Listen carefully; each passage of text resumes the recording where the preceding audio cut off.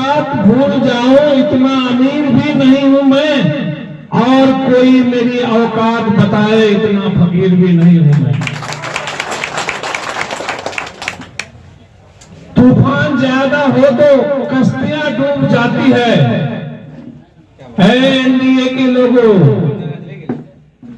हिंदुस्तान का चौकीदार बने हो तो इस मिश्रा को भी सुन लो। तूफान ज्यादा हो तो कश्तियां डूब जाती है, और घमंड ज्यादा हो तो हस्तियां भी डूब जाती है। आज के इस सभा के अध्यक्ष जनाब शहजाद कौशल साहब, जिला से आए हुए हमारे जिला के अध्यक्ष और उसके साथ में पूरा टीम, और प्रखंड के नए अध्यक्ष सम्मानित मंच,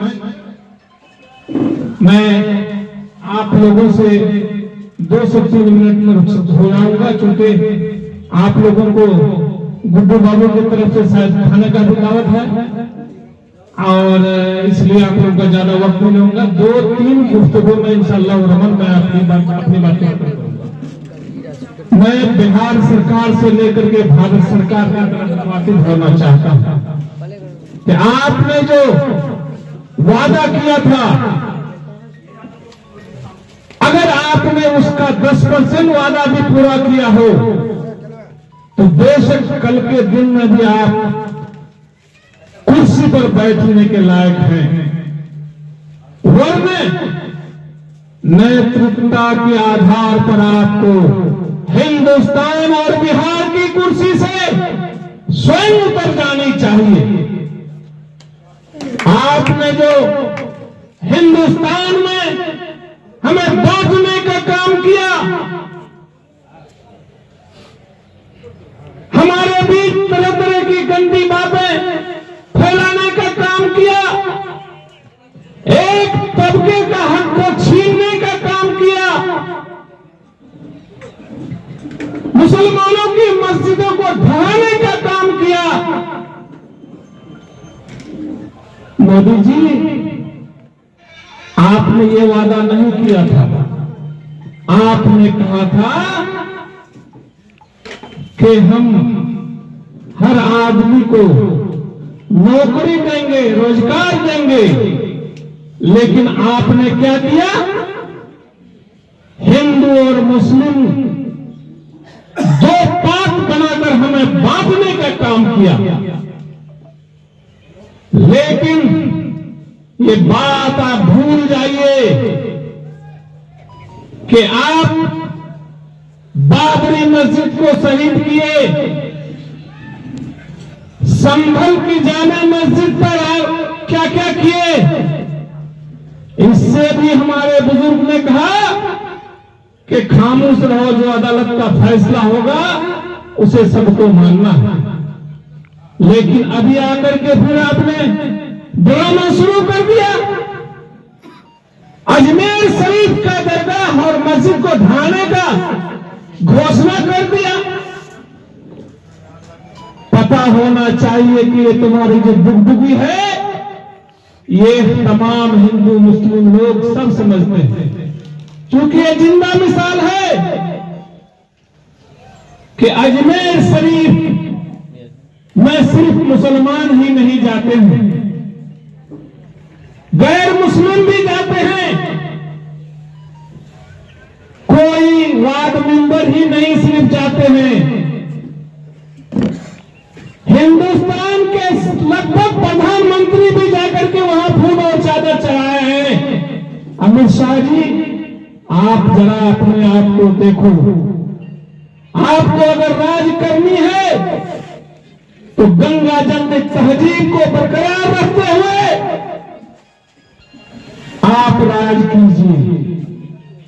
आप किसी को कहते हैं कि तुम यहां से हो, तुम हिंदुस्तानी नहीं हो, तुम बांग्लादेशी हो, तुम्हारे पास सबूत है, वो यहां का नागरिक है। मैं फिर से इस मंच के तरफ से मंत्र से ऐलान करना चाहता हूं कि हमारे एक भी भाई को, चाहे वो सुरजापुरी हो या फिर शेर शाबादी हो, आज के बाद अगर शेर शाबादी भाई की तरफ उंगली उठाया तुमने तो याद रखो तुम्हें भी कुर्सी से बेदखल कर दिया जाएगा। मेरे दोस्तों, मैं आपसे कह देना चाहता हूं कि अपनी बात को याद रखो।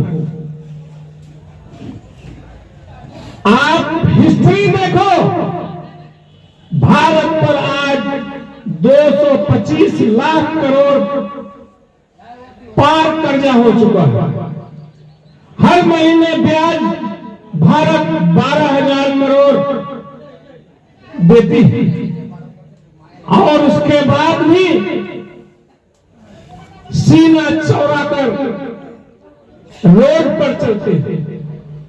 तुम्हें शर्म आनी चाहिए कि पहले भारत कितना ऊंचा था, कितने नंबर पर था और आज 225 लाख करोड़ पार हो चुका है कर्जा में डूबा हुआ है।